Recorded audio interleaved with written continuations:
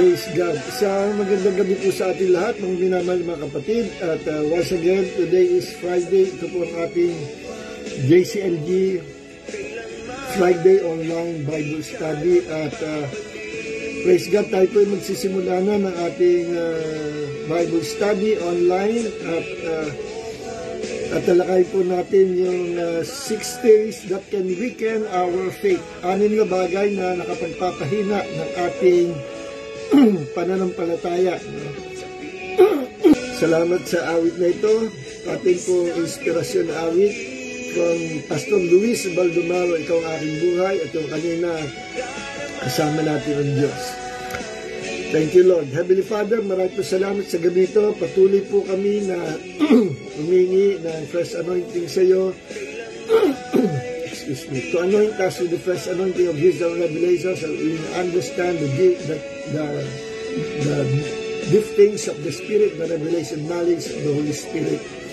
Panginoon, ang iyong salita, sinasampalatayanan, tinatanggap lang sa aming puso, and faith comes by hearing by the Word of God. Salamat po na pupunin mo kami ng pananampalataya sa gabi ito. Pupunin mo rin po kami ng iyong buhay na galing po sa iyong salita. Maraming po salamat, Panginoon, sa gabing ito. Binubuksan po namin ang iyong makapangyarihang salita sa pangalan ni Kristo Jesus, ang kapurihan. Amen, amen, and amen.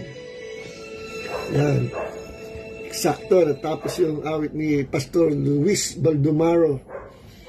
Okay, atin po i-convert sa Bible. No?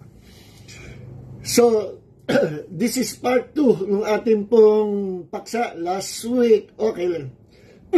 Last Tuesday, Tuesday, Friday na nga pala ito. Noong Tuesday, tinalakay po natin ang 6 things that can weaken our faith. At dadalwa lang po yung ating natalakay, no? Kasi 6 ito. So, tapos na tayo dun sa 2. Excuse me. Number 1 po ay ano yung mga bagay na makapagpapahina sa ating pananampalataya, ano? Kailangan alam natin to kasi maraming Kristiyano hindi alam ito, kaya tuloy-tuloy nanghihina ang pananampalataya dahil hindi alam kung ano yung nakakapagpahina sa pananampalataya, no? Number 1, isa sa pinakamalaga sa buhay Kristiyano natin ay ang patuloy na pakikinig, pagbabasa, pag-aaral, pagbubulay sa salita ng Diyos. Okay? Sapagkat ang salita po ng Diyos ay pagkain ng ating spiritual man o ating spirit. Remember, man is composed of 3 elements: spirit, soul, and body. No? Ang ating spirit is the real you. My spirit is the real me. Your spirit is the real you. So my spirit, the human spirit, ako yun. And I have soul. I have life. Soul in Greek is zuke. No?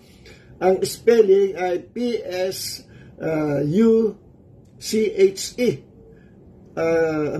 Ano yan? Suche. Pero suke ang pronounce dyan sa Greek. It means natural life. So, nabubuhay tayo because of our soul. Nandiyan sa ating soul ang ating personality, character. No, nandiyan ang ating mind, pag-iisip, will, kalooban, no, freedom to choose, no, our free will. Nandiyan sa soul, kaya tayo may free will because we have soul. At nasa ating soul ang emotion. Marunong kang umibig, magalit, matuwa, no? Sapagkat meron kang soul, meron kang emotion. So, itong tatlong ito ay nandoon yan sa soul, sa iyong kaluluwa. Ang pag-iisip, damdamin, at kalooban, o yung free will, or will. No? Bukod dyan, soul is life. Ano po? So, soul is not the spirit. It's not the spirit. Magkaiba. Yung ibang theologian, sabi nila, iisa lang daw interchangeable. No, hindi interchangeable. Kasi, ano yan binabanggit twice sa New Testament, yung spirit and soul and body, magkakahiwal yan. So, ang spirit at saka body, madaling malaman ang difference. Ano po? Isang physical, isang spiritual. Pero mahirap makita difference yung spirit and soul. Pag tayo po ng mga nakikristo ay namatay, kinuha tayo ng Panginoon, tapos na ang termino natin sa mundong ito, our spirit and soul will leave this physical body. Iiwan ang katawan. So, ang katawan mamamatay without our spirit and soul. Both our spirit and soul, bagamit yung magkaiba, lagi yung magkasama. No? Ang soul, it is the life of the spirit, at yan ay pupunta ang ating spirit and soul sa Diyos. Kung hindi naman, at wala kang Lord and Savior, Jesus Christ, swak ka sa hell, diretso. Dalawa lang lugar, dalawa lang spirit world ang pupuntahan ng tao, whether sa Diyos or sa impyerno. Okay, mapalad po tayo na kay Kristo kasi hindi na tayo pupunta sa hell, nawala na tayo sa judgment ng Panginoon. We have now eternal life, and God is our very own Father. Okay, now, ang ating physical body nabubuhay sa pamagitan ng pagkain, balanse, tamang diet, tamang food, tamang pagkain. Nagsisimula ang ating pong physical body na nabuhay nung tayo ay baby pa, nag-start itong kumain. Anong pagkain ng baby? Milk, gatas mula sa kanyang ina o yung gatas na nabibili? Okay, mahal ang gatas ngayon. So, doon dumedede ang baby, at as long na meron siyang milk, mabubuhay yung sanggol. Kung walang milk, walang food na milk, mamamatay ang baby. Okay? So, that food, milk, gives life sa baby.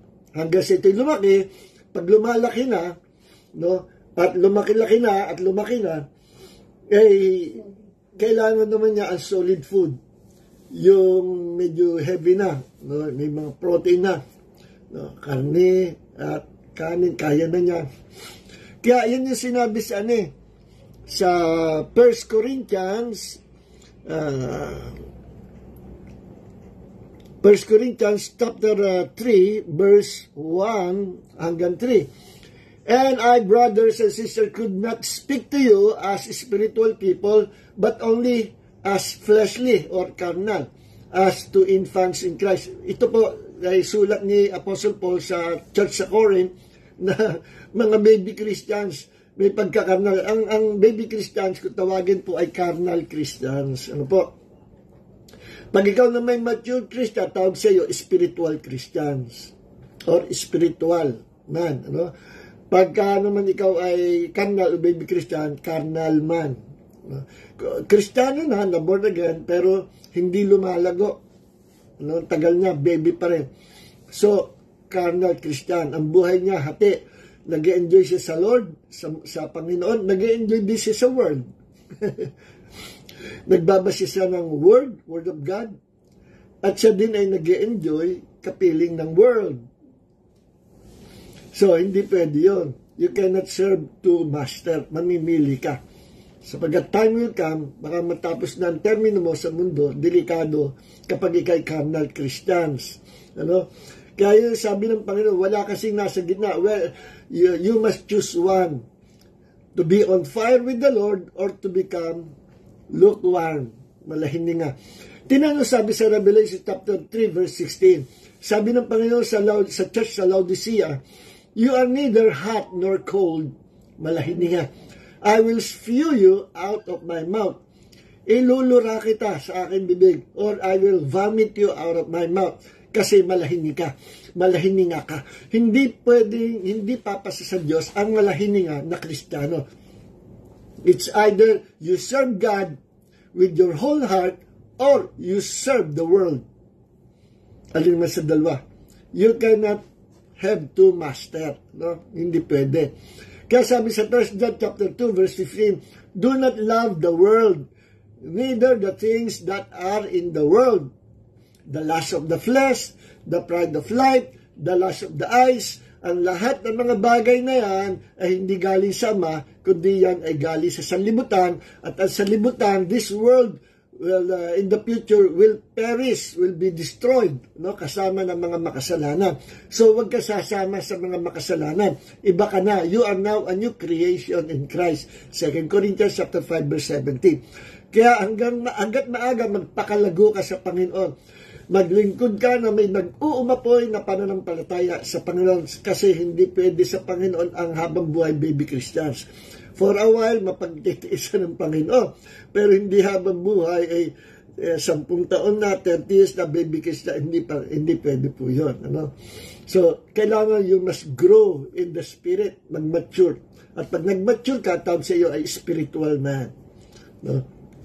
Okay, yung mga hindi pa nakakakilala sa Panginoon, ang tawag sa kanila, natural man.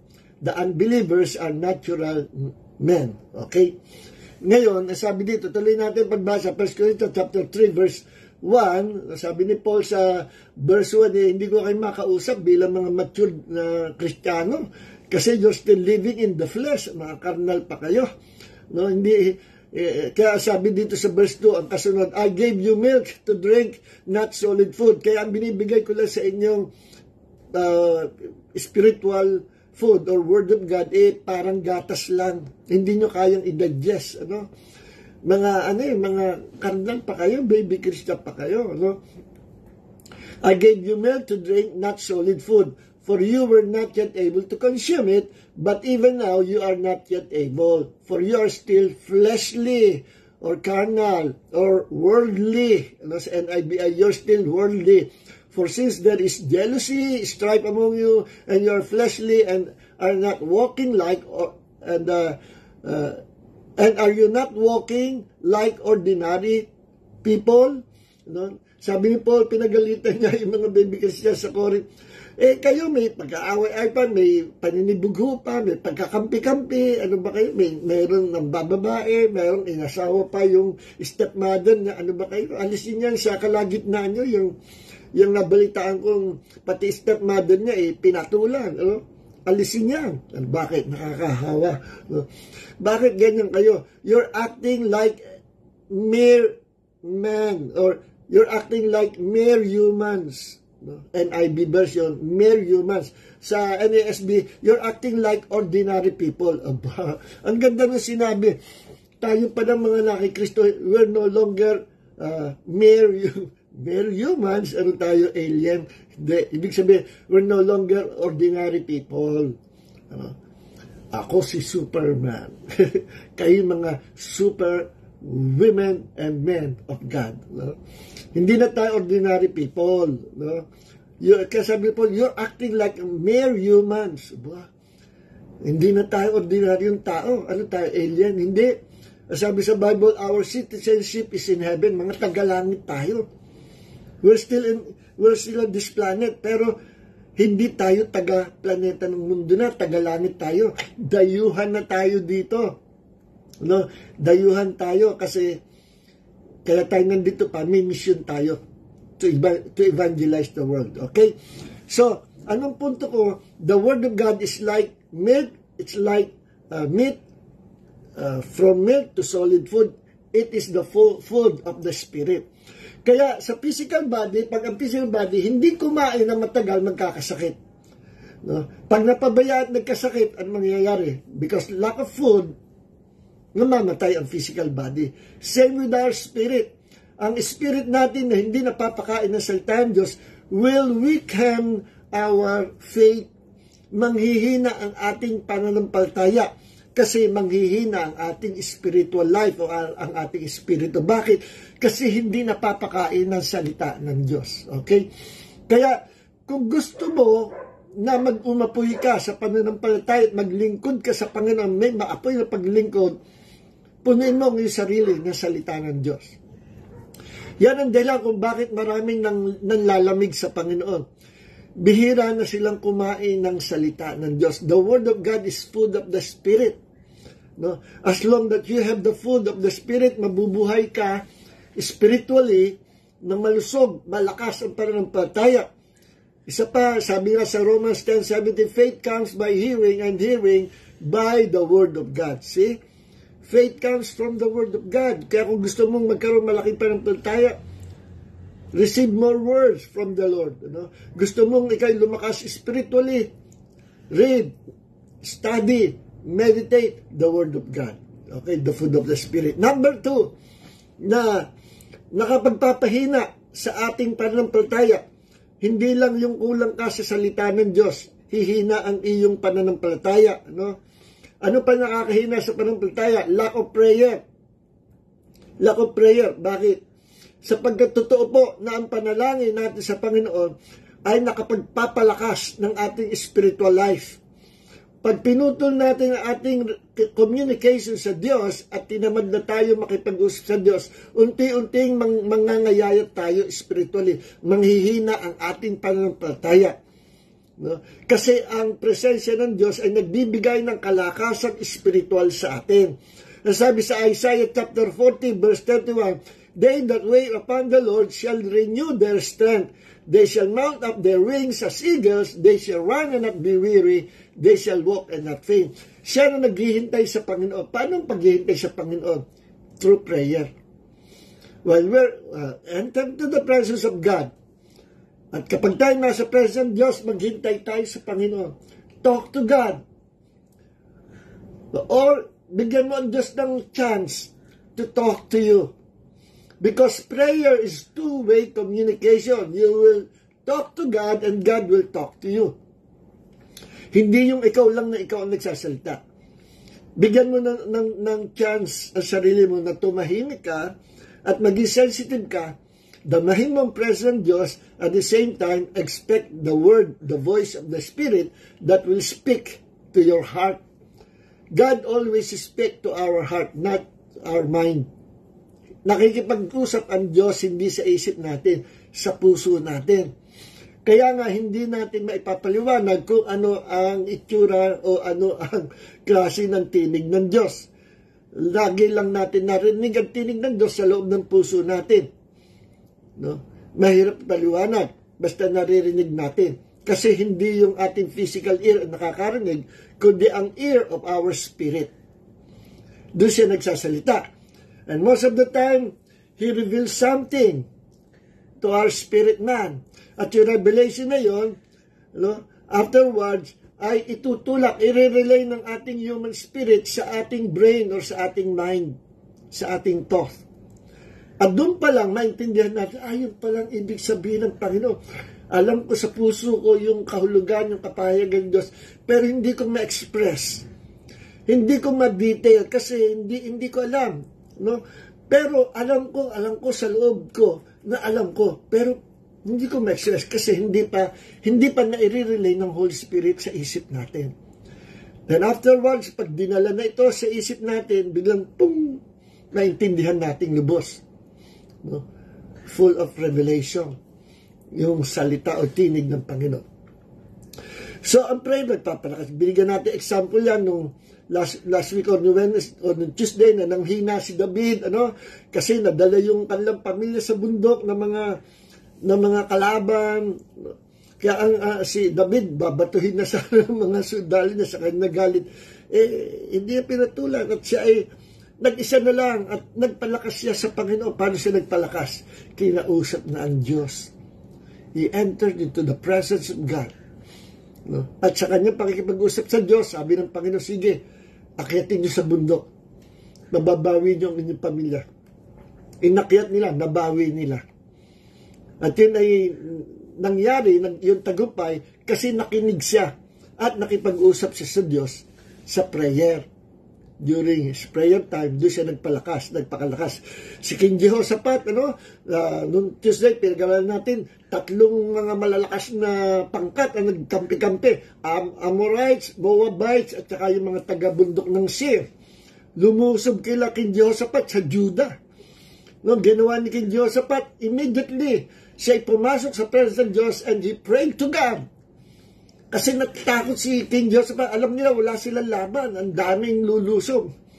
At doon siya nanalangin sa Panginoon, nagsalita ang Diyos through one of his prophet. At ito'y in-announce. Ito ang sabi ng Panginoon. Ang Panginoon ang bahala, siya ang lalaban. Kaya ginawa ni King Jehoshaphat, sinunod niya ang instruction ng Diyos, inilagay sa frontline mga singers, praisers, worshipers, imbis na yung mga archers, ang ginawa sa harapan ng mga batalyon, sasalubungin ng kalaban, mga worshipers and praisers. At habang sila'y sumasambat, kumakanta at nagpupuri sa Panginoon, ang Diyos ay kumilos at kinonfuse yung tatlong malalakas na kalaban, Amorites, Moabites, and Seir, ay sila ang naglaban, naglabo-labo, na-confuse sila, patay lahat. At tagumpay. Pag ang Diyos ang kumilos, tagumpay. Kahit pa anong laki niya, wala silang magagawa. Mas malaki ang ating Diyos. Kaya nga lagi ako nagko-comment yung mga issue sa China versus Pilipinas, yung pagbubuli ng China sa ating bansa. Sabi ko, isa lang ang pwede nating asahan. Hindi ang mga allies natin, not America, not Japan, not yung mga sympathizers na mga allies natin ng ating bansa. Oo, mabubuti, magagaling at tayo ay tutulungan. Pero ang may katiyakan, umasa tayo sa ating Panginoon. Let's pray to our God. At doon muli sasabihin ng Panginoon, the battle is the Lord and victory is for the Philippines. At kahit pa gaano kalaki ang China, pag ang Diyos ang kumilos, anong gagawin ng Panginoon? Pwede magpadala ng natural disasters, lindol, earthquake, baha. Kaya nga, pag nagtatanim ka ng masama sa kapwa mo, sa kapwa bansa, magagalit ang Diyos. You will reap what you sow. Kakarmahin ka. Kaya nga ang China yearly yan. Alam niyo ba, lumulubog yung lupa ng China. Kasi siguro sila ay nagmamadali na mag-claim, mag-invade ng mga island, mga lupain, para paghahanda in the future, kasi hindi sigurado ang lupain ng China pagkalaki-laki pero lumulubog sa dagat. Imagine. At yan ay karma na rin. Ito minsan, binaha naman sila. Pag ang Diyos ang kumilos, isang gano'n lang, hindi na kailangan daanin pa sa mga military weapons. At never na matatakot ang mga Pinoy. Huwag kayong matatakot. Magpakitang gilas na tayo. It's about time na ipakita natin sa China na meron tayong malakas na bisig sa pakikipaglaban, sapagkat nasa atin si Captain Babel, si Darna, si Pedro Penduko, si Manny Pacquiao. Purihin ang Panginoon. So, joke lang po yun. Pero, totoo, prayer is the answer. Okay? Okay, ngayon, ito pa, that will weaken our faith. Yung pakikisama natin, huwag kang babarkada sa tao na mahina ang pananampalataya.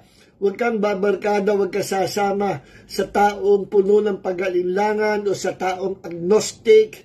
Huwag kang sasama sa mga atheists, sa mga tao na iniinsulto ang Diyos. Huwag kang sasama sa mga yan, mga atheists, agnostic, at kung ano pa, gnostics. Huwag kang sasama sa mga yan na mga taong puno ng pag-alinlangan. Huwag ka sasama sa taong mayroong pag-alinlangan sa Diyos. Huwag, baka madami ka pa. Huwag kang sasama sa mga taong mahihina ang pananampalataya at kinu-question ang kabutihan ng Diyos. Sumama ka sa mga anointed people of God na puno ng pananampalataya, and later on, ang puso mo mapupuno din ng pananampalataya. Their anointing will be your anointing. Anong makukuha mo sa pagsama mo sa mga taong kinu-question ang Diyos, sa mga tao na imbis na manampalatay, kinakalaban pa ang Diyos? Anong magagawa mo kung sasama ka sa mga taong laging may pag-alilangan sa Panginoon? Sooner or later, yung spirit of doubt lilipat sa iyo, pati ikaw nag-aalilangan na rin. Meron akong may nagpasa sa akin na pinasa ng kapatid ko yung isang video, Yung video na yon, hindi ko sasabihin ang pangalan ng tao, pero ipapasa ko rin sa iba, na pastor daw yun, na kung mag-preach siya, parang Satanist. Kristiyano ba ito? Mukhang hindi ito born again. At binasa ko yung mga comments ng mga nakinig sa kanyang sermon, puro negative. At sinasabi, naku, delikado ito. Dapat yung makikinig, sana wag maniwala o sana. Kasi delikado, dangerous yung kanyang mga sermon, yung kanyang preaching. Alam niyo kung bakit? Sabi ko nga, it's either ito ay undercover na minister of Church of Satan, or ito ay masama ang loob sa Diyos. Kasi ang preaching nga, sabi niya, at bastos ang bibig, may kabastusan, at parang bading.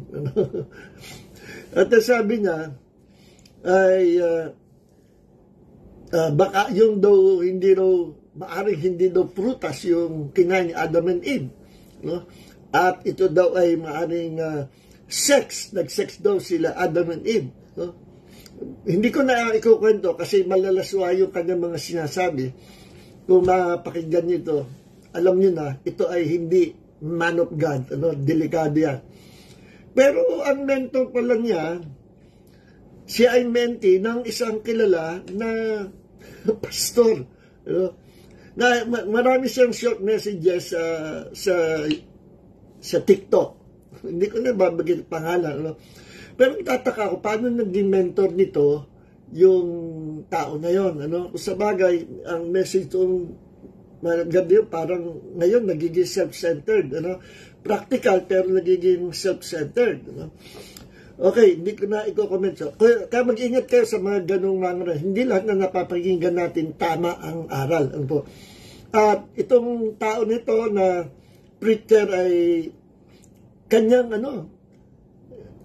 wala siyang reverential fear of the Lord.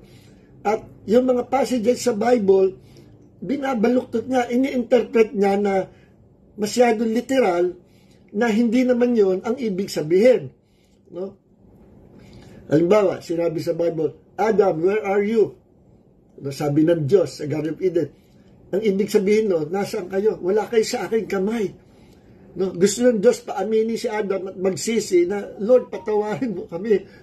Pero hindi ginawa ni Adam. Where are you? Nasaan kayo ngayon? Wala na kayo sa akin. Napahiwalay kayo sa akin. Yun ang point ng Panginoon.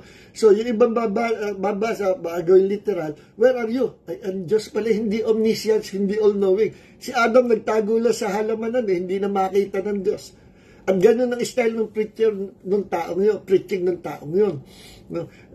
Kinuha niya yung passage, kita nyo, ang Diyos ay pinapapatay. Pinapapatay yung mga tao. Pinalilipon. Kita nyo, ang Diyos ay nagsisinungaling. Sabi ko, ano ba ito? Man of God or against God? So, ingat kayo doon sa video na yun. Okay. Now, so wag kayo sasama o makikinig sa mga ganyang klaseng preacher kasi may spirit yan. Baka lumundag sa inyo yung spirit. Yun na lang taong rebelde sa church. Nako, nakakahawa mabilis yan.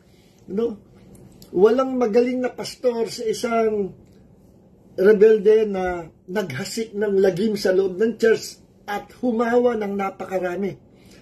Isang tao lang na pag napabayaan at meron sa spirit of rebellion, pwedeng mawasak ang buong church. Nangyari po yan sa isang church sa Laguna. Yung isang pastor, may inampol na isang tao na siya daw ay pastor, pero wala naman church. Wala daw siya matulay. Inampol, kinupkop. Yung kaibigan ko, si Pastor Abak, sabi niya, kinukwento sa akin ni Pastor Abak, isang evangelist, sabi nga, yung church doon na pinupuntahan niya, binibisita niya, naku, pinayuhan niya yung pastor, ba't mo tinanggap yung tao niya, hindi mo kilala, huwag kang basta magtitiwala dyan. Iba ang kutob ko dyan. Sabi ng pastor, hindi, mabait to. Pastor, mukha namang bait. Kinupkup niya sa church nila, binigyan kaagad ng posisyon, parang assistant. Naku, to make the long story short, gumawa ng gulo sa church, nagkaroon ng misunderstanding sa loob ng church because of that man. At yung mga kapatiran, nagkagulo, nag-away-away, at bandang huli, nagdesisyon lahat na maghiwa-hiwalay na sila. Sabi niya, nung kaibigan ko si Pastor Abang, naku, yun ang first time ako nakakita na church immediately na-dissolve. Bakit? Ano nangyari? Nandoon lahat yung mga kapalya, yung mga nag-donate. Ako nag-donate na electric pan niya, kukunin ko na. Ako nag-donate ng mesa niya, iuwi ko na. Ako nag-donate ng mga silya, na-dissolve. At yung pastor, kawawa, walang mapastoran na-dissolve. Ano nangyari? Hindi siya nakinig sa payo ng spiritual na man of God.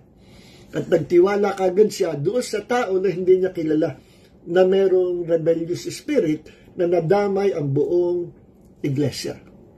Okay? So don't associate with those people who are weak in faith or full of doubt and unbelief. Yan po ang number 3. At manghihina ang inyong pananampalataya. Huwag kayong makikinig sa sermon ng isang pastor na iba ang doktrina. May espiritu po yan. Huwag kayong makikinig doon sa mga ngaral na hindi ko na babanggitin ng grupo na yun. Baka sabihin na naman inaatake natin. Nang doktrina nila ay pinaniniwalaan nila si Jesus ay namatay daw hindi para sa buong mundo, hindi para sa lahat ng makasalanan na tao sa buong mundo. Si Jesus daw ay namatay para sa ilang katao lamang na pinili ng Diyos na maligtas. Even before the creation of the world, namili na raw ang Diyos na mga certain people na pinili niya, ginusto niya na maligtas. Kasi ang katwiran, lahat daw tayo hindi qualified maligtas. All of us are sinners. Okay, nasa Bible yun. Kaya, ang Diyos nahabag doon sa ilang tao. Kaya yung ilang taong yun lang yung kinhabagan, yun lang ang liligtas. Yun lang ang iniligtas. At ligtas raw yun. At ito pa ang demonic doctrine ng mga yan. Bago ka pa daw maborn again, kung ikaw ay isa sa napili, bago ka pa sumampalataya, bago ka pa ipanganak sa kaharian Diyos, matagal ka na raw ligtas. Ano? At whether ikaw ay manampalataya o hindi, ligtas ka rin kasi isa ka sa napili. Kung ikaw ay kasama doon sa tinatawag na elect of God. So, yan pong mga yan ay another gospel, a different gospel. Hindi yan ang gospel. No? At si Jesus daw hindi namatay para sa lahat. Naku, that's another gospel. At yan yung sinasabi ni Apostle Paul na mag-ingat. Maging kahit na may angel na magpakita sa iyo at mangaral, kausapin ka. At sabi ako si Angel Gabriel at may message sa iyo ang Panginoon. Tapos nagbibigay ng ebanghelyo na different gospel from the gospel that Apostle Paul and those apostles preach to us. Kapag iba ang aral sa Bible, nako, sabi ni Paul, sumpain ang mga yan. Let them be accursed. Kapag may nagdala ng different gospel. Naku, kalat po yung mga ganyan ngayon. Ngayon naman, meron na nangangaral, yung hyper grace na pag daw, hindi mo na kailangan mag-repent kapag ikay nagkasala. Hindi mo na kailangan mag-repent. Bakit? 2,000 years ago, na napako si Jesus, pinatawad na raw tayo sa nating mga kasalanan, past, present, and future sin, ay forgiven na. Kaya, no need to repent, sapagkat ligtas tayo by the grace of God. At kapag ikay nag-repent, magagalit daw ang Diyos. You are insulting the grace of God. And you are insulting what Jesus has done on the cross. Kapag ikay nag-repent. Another gospel na naman yan. Huwag daw mag-repent. At yung daw repentance, para lang sa mga Jews, sa Israel. Hindi totoo. Kasabi ko sa kanila, ito hindi nila masagot Hindi raw para sa New Testament. Hindi raw para sa church, kundi for the Jews. Huli ka. Ang Book of Revelation ba, ano yan? Old Testament o New Testament? Of course, New Testament. Kasali ba tayo sa New Testament? Of course, dyan tayo under sa covenant na yan. Bakit sinabi sa Book of Revelations na merong 7 churches out of those 7 churches, 5 ang pinagre-repent ni Jesus. Under this new covenant, 5 ang pinagre-repent. Ang hindi lang niya pinag-repent at napuri ay ang church sa Philadelphian Church at ang Smyrna. Church sa Smyrna. Hindi sila pinag-repent. Naging kalugod-lugod sa Panginoon. But those 5 churches, pinag-repent at pinapag-iingat. No? Isa doon yung Laodicea nga. Sabi nga you are neither hot or cold. I will spew you. I will reject you. I will vomit you out of my mouth. You better repent. Kita nyo? So, ano sasabihin? Israel ang pinagre-repent lang, no?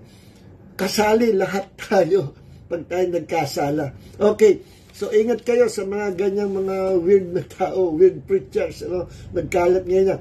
So, ang number 4, nakakapagpahina yan, nakakapagbigay ng pag-aalinlangan, no? Number 4, ang isang nakakapagpahina pa, yung pagtingin-tingin nyo, no, sa mga problema na matatakot kayo. No? Don't look at your problem or don't focus your eyes of faith on your problems. Focus the eyes of our faith on the Lord Jesus Christ and on His promises. So, ano nakakapagpahina para tayo? By looking at things and circumstances that brings doubt, fear, or unbelief. Yung pagtingin-tingin natin sa mga bagay na nagbibigay ng pag-aalinlangan. So, ingat kayo. Meron akong kaibigan sa Facebook, na born again, sinishare ko. Then, lahat sinners niya sa internet. Napapunta siya sa mga kulto. Kaya sabi ko, huwag ka muna mag-research sa internet at halo-halo dyan. Nabasa niya yung mga agnostic at mga atheist na nag-upload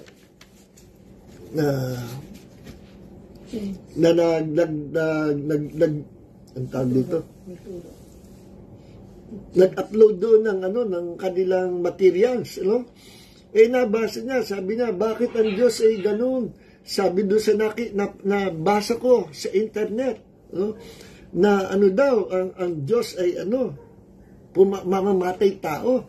At ang Diyos daw, yung mga inutusan niya yung mga sundalo, yung bansa, na ang mga baby ihampas sa bato. At ganito, at ganyan, yung mga baby sa gera, hinihampas sa bato, inutos ng Diyos. Hindi naman inutos ng Diyos yun. Ang dami ng tanong, sunod-sunod, at puro pag-alilangan yung kanyang sinasabi. At ngayon tuloy, ayaw na niya magbasa ng Old Testament. Sabi niya, New Testament na lang niya ang babasahin niya. Bakit? Sumilip siya sa internet at doon siya napapunta sa link ng mga atheists, mga agnostic, mga New Age, naku, alalayin natin yung mga dinidisciple natin, Kaya yung pong mga pagtingin-tingin natin sa mga bagay na makakadistract sa ating pananampalataya, alisin natin, immediately. Nangyari yan sa sa 10 spies, di ba, tandaan sa Bible,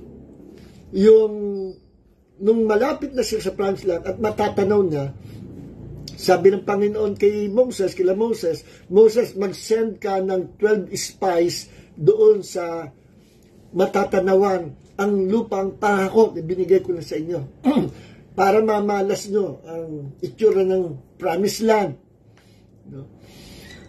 So from each tribes, mayroong representative, and they were 12 tribes, kumuha ng isang representative bawat tribes. So 12. Doon sa 12, ang dalawa doon, si Joshua at si Caleb. Nung makita ng 12, yung lupaing pangako, there were giants in that promised land. Naku, nadismaya yung 10. Naku, ang lalaki na higante. Yung buwig ng ubas, ang laki na ng ubas, talagang malusog lupain. Pero mga giants ang nagdadala. At sabi nila, para lang, ang size natin, para lang tayong tipaklong. Paano natin matatalo yung mga yan? Paano natin malilipol yung mga yan? Bago nila mapasakan yung lupain, kailangan mawala yung mga naninirahan doon, ng mga giants. Natakot yung 10. Hindi natin kaya mga yan. Nagkaroon sila ng malaking pag-alilangan. At si Joshua at si Caleb lang, lang palataya. At sabi nila, hindi, let's invade the land, mga kapatid. Ibinigay niya sa atin ng Diyos. That is a promised land. Come on, let's invade the land. Hindi, balik na tayo. At bumalik sila sa camp at nireport ng 10. Nireport din ni Joshua at Caleb yung kanilang positive na nakita. Ang nakita ni Joshua at Caleb sapagkat sila nananampalataya sa Diyos, yung mga giants doon ay tinapay sa kanila. Pagkain, hamburger. Ibig sabihin, blessing sa kanila yun. Yun namang mga natakot, ang nakita, aapakan na sila, para na silang tipaklong ang size nila. Minesyur nila yung size nila sa kalakihan ng kalaban nila. Minesyur nila yung kaliitan nila sa size ng kanilang problema. Do not measure yourself with your problem. No? Sukatin mo or do not measure your problem sa kaliitan mo. Measure your problem sa kalakihan ng ating Diyos. See? Kaya natakot yung ang nanalo yung majority. Yung 10, yun ang pinaniwalaan ng 12 tribes. Kasi mas marami sila. 2 lang ang naniniwala na may invade nila. And yun si Joshua at si Caleb. No? Sila lang ang may panampalataya. Hindi na naeg. Kaya hindi sila nakapasok sa promised land. At wala silang tigil na kinareklamo sa Diyos, kinako-complain, kinamamurmur. Puro salitang pag-alilangan sinasalita nila until doon sa Numbers chapter 14 verse 28. Sabi ng Panginoon kay Moses, talagang din nakatis ang Panginoon. Napuno na ang Diyos. Sabi ng Panginoon kay Moses. Bakit? Kasi ang sinasabi lagi ng bayan ng Diyos di na lang ba kami dito na yung Diyos dito sa wilderness, just to die in this wilderness? Hindi kami makakapas dyan. On the way to the promised land, patay na kami lahat. Yan sinasabi nila, yun ang kanilang confession. No? Natakot sila sa nakita nila. Minemeasure nila yung laki ng kalaban sa kaliitan nila. Huwag kayong gagaya doon. Wala silang pananampalataya. Kaya sabi sa Bible, sa Jude chapter 1 verse 5, they all died in the wilderness. No? They died in the wilderness.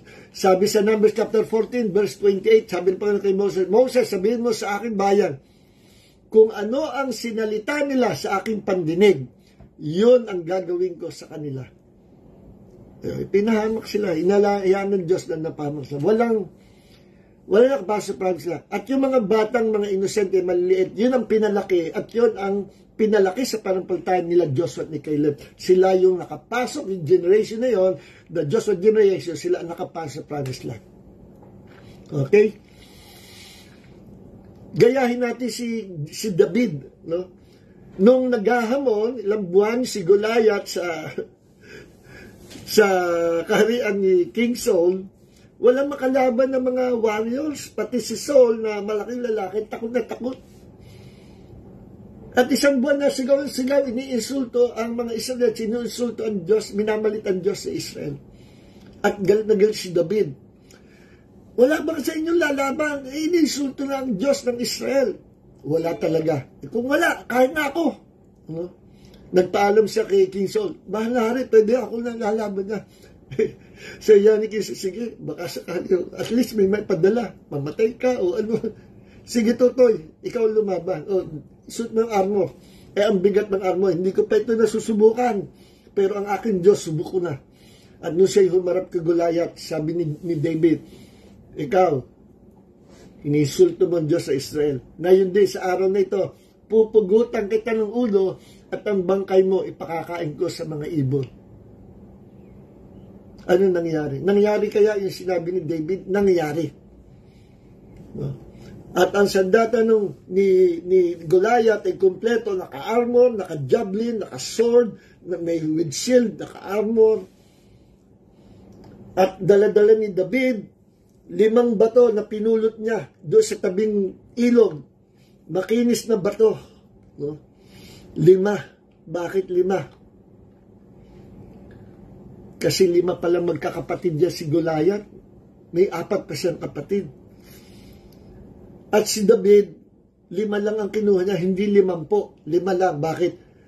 Sure ball si David. Alam niya, isang bato ka lang. Era. Isang bato ka lang. Goliath. Alam nyo, pinaikot ang David yung kanya slingshot, nilagyan na ng bala, makinis bato, at bullseye, tumama doon sa walang armor na part ng muka, sa sintido, tumama at nahilo si Goliath. Yung hilo na yun, masakit po yun, deadly yung bato niya. Nakakita po ako nun sa TV nung araw.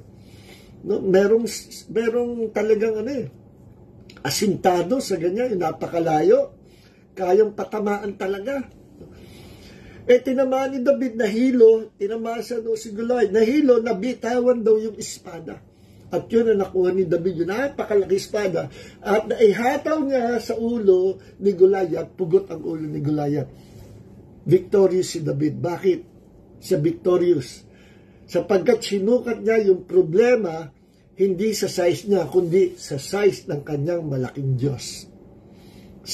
Hindi niya tiningnan ang problema. Ang tinitingnan niya, ang kanyang Diyos na mas malaki pa sa problema. Don't look at your problems. Look unto Jesus, the author and finisher of our faith. So, yung paningin natin sa problema, nakakahina ng panampalataya. Napoproduce niyan takot. So, is an example pa, si Peter. Makikita natin ito sa Matthew chapter 14. Tingnan natin. Matthew chapter 14, yun lang pinakamalagang parte ang ating bangkitin. Matthew chapter 14 verse 30. No? Nung pinaunang Jesus sa mga alagad sa dagat, nung nasa gitna ng dagat, eto si Jesus sumunod, naglalakad sa tubig. Sabi ng mga alagad, multo! Hoy, hindi ako multo, ako si Jesus. Nakita ni Peter, natuwa si Peter, ang Panginoon lang pala. Sinubukan ni Peter, Panginoon, sige nga, kung ikaw nga, galing na, nakakalakad sa tubig. Kung ikaw nga, palakarin mo rin ako sa tubig. Alam ni Peter na si Jesus, pero diner ni Peter si Jesus. Kasi na-amaze siya, nakakalakad sa tubig. Ako rin, gawin mo rin makalakad sa tubig. Kung ikaw nga, sige, palakarin mo ako sa tubig. Come. So, hindi natakot si Jesus, si Peter. Alam niya si Jesus yun Nagtiwala siya sa salita ni Jesus, come. Kaya, immediately si Peter tumungtong sa tubig. Ay, nakalutang siya. Naglalakad sa tubig. Miracle. Then, suddenly, lumakas ang hangin, lumakas ang alon, nawala ang focus na kay Jesus. At napatingin siya sa malaking alon, sa malakas na hangin. No? At sabi sa 2 Corinthians chapter 5 verse 7, we walk by faith, not by sight. Kapag lumakad sa panampalataya, hindi mo titingnan yung sitwasyon, yung circumstances. At si Peter, tumingin sa kay Jesus, nanampalataya sa salita ni Jesus, come, halika. At nung nanampalataya siya, nakalakad siya sa supernatural realm. Miracle. Pag ikay nanampalataya, makaka-experience ka miracle. But suddenly, nawala yung focus sa kay Jesus, napafocus sa problem. Then immediately, si Peter lumubog. At lumulubog na siya, sabi niya, Lord, help me! Naawa ang Panginoon, sapagat tumawag siya sa pangalan ng Panginoon. Sino man tumawag sa pangalan ng Panginoon, maliligtas. So bakit na-distract ang panampalataya ni Peter? Tumingin siya sa sitwasyon. Okay? So, yung mata natin, kapag tiningin mo sa hindi dapat tingnan, manghihina ang iyong pananampalataya. No? That's number 4. And number 5, by hearing negative words. Ito yung example pa rin doon sa 12 spies. No? So, ang nakakahina ng pananampalataya, yung makinig kayo sa mga negative news, negative words of other people, mga salita na hindi in line sa pangako ng Diyos. At kapag ang salita hindi in line sa pangako ng Diyos, nagpo-produce ng fear, doubt, and unbelief. Huwag niyong tatanggapin yung mga negative words na yun na makapagpo-produce ng takot, pag-aalinlangan, at kawalan ng pananampalataya. Huwag niyong pakikinggan nyo. Because through hearing those negative words, manghihina ang inyong pananampalataya. Okay? At kaya, ganyan ang nangyari. Balikan natin yung 12 spies, yung 10 nag-report sa camp, no, of Israel. Narinig nila yung bad news ng 12 spies. At silang lahat natakot. Pinakinggan nila, naniwala kaagad sila sa napakinggan nilang balita. Ano nangyari? Lahat sila nawalan ng pananampalataya hanggang wakas, hanggang sa nakamatayan na nila yung kawalan ng pananampalataya. They did not inherit the promised land because of their doubts, fear, and unbelief. So, ingatan nyo ang tenga nyo. Sa tenga nyo, pag kayo ginamit yung tenga nyo sa masama o sa maling balita o sa salita ni Satanas, mapupulyot ang inyong pananampalataya. Later on, mawawala ang inyong pananampalataya. Kayo'y matatakot, mapapalitan ng fear ang faith. Okay? Kaya doon kayo makikinig sa mga tao o sa salita na in line with the Word of God, pabor sa Diyos, pabor sa salita ng Diyos, at pabor sa pangako ng Diyos. Kaya yung lalaki ngayon na preacher na wala siya reverential fear, nakita ko doon sa video, abay, inaatake niya ang Diyos. Ano ka ba, Satanas? O no? Kaya may nagpost na sabi, demonic. Walang duda, demonic nga. Kasi ang mga sinasabi niya, pabor kay Satanas at against sa Diyos. So, delikado mapakinggan yon. That is poison message from the devil. Na that man, yung utak niya is possessed by demons. Kaya ganun siya magsalita. Okay? So that's number 5. By hearing negative words, manghihina ang inyong pananampalataya. At finally, number 6. Do not confess negative words. Bakit? Sapagkat words can produce faith in your hearts, or words can produce fear, doubt, and unbelief in your heart. Halimbawa, ito, kagaya ko, nagsasalita ako, word of God to, it will produce faith in your heart. Paano kung sabihin ko sa inyo, mga kababayan, malapit na po ang World War III. At tayo po lahat, mamamatay na tayo. Maniwala kayo, hindi tatagal ang 3 months, World War III na. At lahat tayo mamamatay. Wala po tayong kalaban-laban sa China. Wala tayong weapons. Wala tayong magagawa. Isang bomba lang sa atin na nuklear, burado na sa mapa ang ating pong bansang Pilipinas. So, yung mga salita na yan sa YouTube, it will produce doubt, unbelief, fear, panic. So, lahat ng yan makakapagpahina sa pananampalataya ng isang mananampalataya. Delikado yan. No? Kaya sinabi naman nung dating retired soldier na yata, na-deployed daw siya sa Middle East yata, no? Sabi niya, huwag kayong maniniwala sa mga negative news about war. Yung ginagawa ng China, puro publicity lang yan at puro pananakot. At yan ay isa sa taktika to defeat the enemies. Takutin mo sa pamagitan ng mga banta at pagpapakita ng kanilang mga weapons. Nagpakita sila ng mga malalaking barko na sasakyan ng mga mighty weapons sila na for war, nagpakita ng mga malaking barko, kung ilan nyo nagpakita. para matakot ang Pilipino. Ano sabi ng balita na yung mga malaking barko na yun, may mga diferensya at luma na. May defective na yung mga barko na yon. At yung mga function ng mga gadget nila doon ay hindi na sure.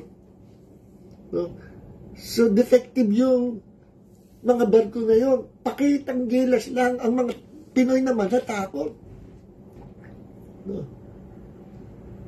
Kaya sabi ko nga pakita naman tayo ng konting tapang. Total, nasa atin si Darna, si Captain Barbel. Joke lang. So, purihin ang Panginoon. Nasa atin ang Diyos. Wala tayong dapat katakot. Kahit paanong laki ng kalaban natin, pag sa Diyos tayo nagtiwala, walang makakalaban sa atin. If God is with us, who can be against us? Tingnan nyo ang Israel, napakalit na bansa. Ang Israel, gasilaki lang ng New Jersey sa Amerika. Imagine, malaki pa ang Pilipinas. Ilang beses lang inattempt ng mga Arab brothers. Mga Arab brothers, nagkampi-kampi, ilang beses na nilang pinasok ang Israel. May nakapasok ba? Nagtagumpay ba sila? Ang lalakas ng mga weapons na yan. At ang Israel, mga kapatid, mas mayaman pa tayo dati sa kanila. Inampun nga natin sila noong World War II. No? Kailan ba yun? Hindi World War II ba yun? Panahon ni Quezon. No? Si dati President Quezon, inano niya na tanggapin natin yung 1,000 Juya tayo na walang mapupuntahan. Kinupkup natin sa ating bansa. Kaya ang Israel, ang Jew, ang laki ng favor ng Pilipinas, hindi nila makalimutan yung ginawa nating pagliligtas sa kanila. No? Tinanggap natin ang bayan, God's chosen people, tinanggap natin. Kaya alam nyo, hindi ako naniniwala na isang bomba lang ang Pilipinas. Tinatanaw ng Diyos yung ginawa natin sa God's chosen people nung unang panahon. Hanggang ngayon,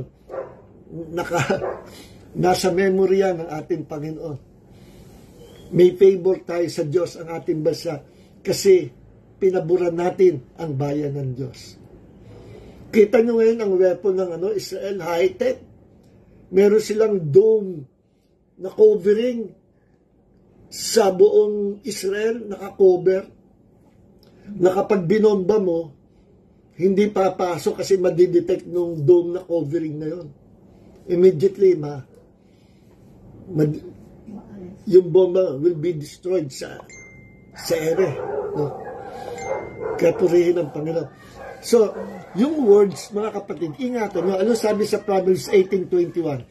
Death and life are in the power of the tongue, and those who love it shall eat the fruit thereof. Kapag lagi tayo nagsasalita ng katatakutan, nagsalita ng mga pag-alinlangan, nagsalita ng mga salita na makakadismaya sa atin, makakadepress, nakaka-stress, nakakapagduda, nakapagbigay ng takot. Mga kapatid, huwag mo sasalitain yan sa ibang tao, huwag mo rin sasalitain yan kahit sa sarili mo. Ano man salitain mo sa iba, maririnig mo sa iyong tenga. Papasok sa tenga mo. At pag pumasok sa tenga mo, papasok sa isip mo, papasok sa puso mo, mapupulyot ang iyong spiritual man na meron faith sa Panginoon. Ang mangyayari, that faith, yung pananampalataya mong manghihina because of the words that you speak. Ikaw mismo ang gagawa ng paraan, gumagawa ng paraan para manghina ang iyong pananampalataya sa paulit-ulit na sinasalita mo ang mga salita na hindi in line sa salita ng Diyos, hindi pabor sa salita ng Diyos, kundi pabor kay Satanas, kasi those words are words of fear, words of doubt, words of unbelief. Sa madaling salita, yan ay bad news. No? Hindi makakabuti yan sa iyo sarili at hindi makakabuti sa iba. Sa halip Basahin natin ang Hebrews chapter 10 verse 23 sa ating po pagtatapos. Ang sabi, let's hold firmly to the confession of our hope, sa ibang translation, to the confession of our faith without wavering, for he who promised is faithful. Ang panghawakan daw natin na mabuti ay ang pagpapahayag natin ng salita ng pag-asa. So, lahat ng sasalitain natin sa sarili natin, sa ibang tao, be sure that it will produce hope. Be sure that it will produce faith, love, joy. No? At yun ang healthy sa isang tao. Mabubuhay siya na spiritually, mentally, physically healthy because of those words na napakinggan niya sa iyo. And same with you. Kapag humarap ka sa salamin at puro negative words sa sinasalita mo, it will produce fear and it will destroy your faith. Okay? So mga kapatid, magsalita tayo, salitain lang natin pangako ng Panginoon. No? Salitain lang natin sa Panginoon kanyang mga pangako at sa ang pangako sa ating Diyos. Lahat ng salita ko na binabalik nyo sa akin, papalitan ko ito ng blessing. Halimbawa, may pangako ang Diyos, no? Jesus took my sickness and carried all my diseases, and by His wounds, I am healed. Pangako ng Diyos yan. Lord, sabi mo sa iyong salita, dinala ni Jesus ang aking sakit karamdaman sa kanyang mga sugat, ako'y pinagaling mo na.